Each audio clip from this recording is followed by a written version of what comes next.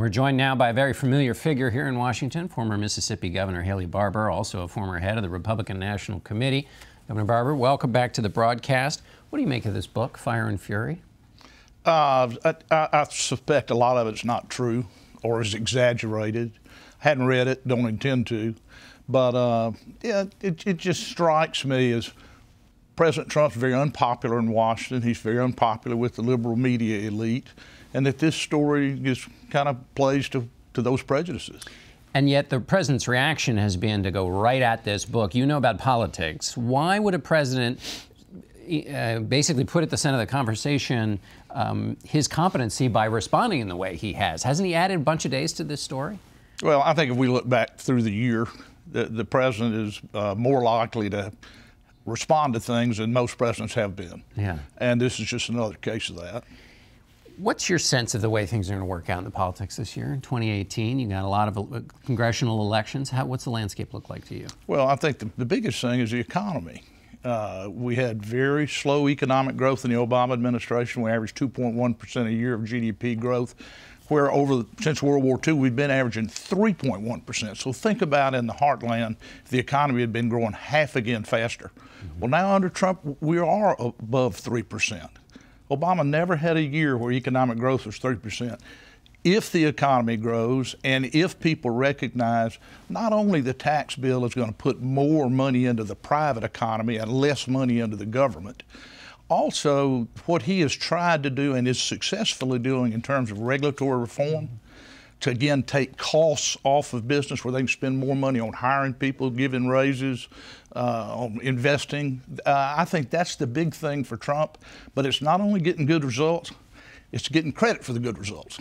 But well, and you say it's just the media elite doesn't like President Trump, but his approval ratings suggest that there are people outside of that group that have some issues with him. And you've seen the generic ballot on asking Democrats and Republicans. Those are not great signs for Republicans going into an election year. Of course they're not. I have to say, let's don't act like the public is not affected by what the media tells them they're supposed to be thinking. Well, now in the Hillary Clinton election, it turned out that the public decided they were going to go in a different direction from what the media was telling them.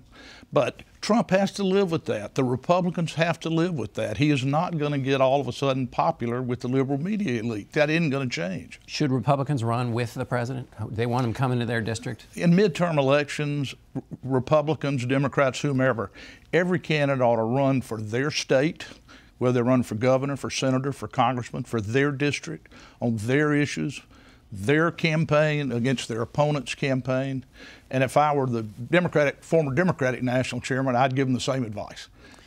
The president said he's not going to campaign for any challengers to incumbents. What do you make of that decision? That would be typical. I mean, I was political director of the White House for Ronald Reagan. Ronald Reagan didn't take sides in Republican primaries, period, but he certainly would have never gone out and campaigned against an incumbent Republican. It would have been just foreign to his experience in politics. So I don't think there's anything unusual about that.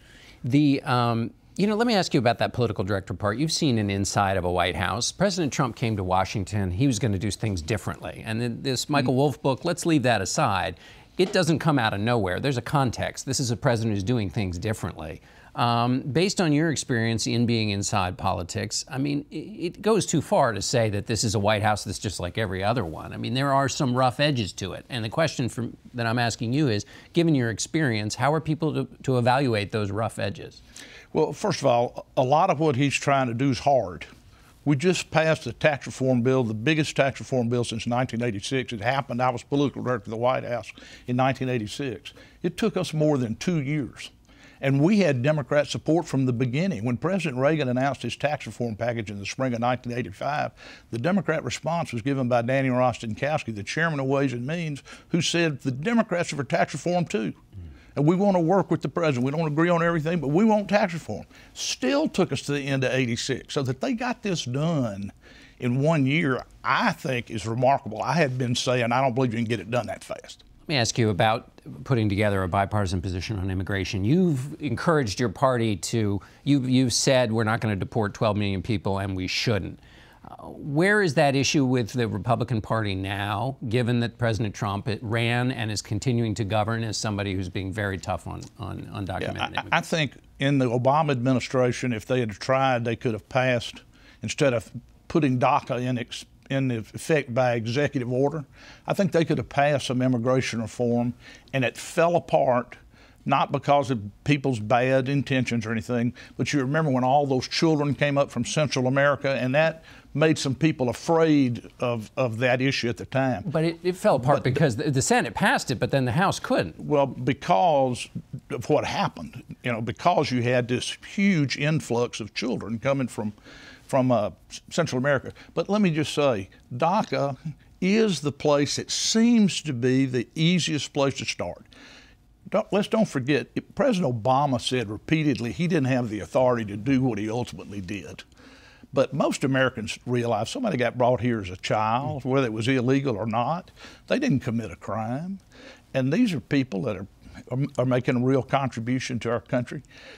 But it's got to be a compromise. And I think you'll get that done before the end of March when you start seeing the extension that Trump gave expires the end of March. I think they'll get something done. Okay, we're expired here, Governor. Thanks so much for being with us, and we'll be right back with our political panel.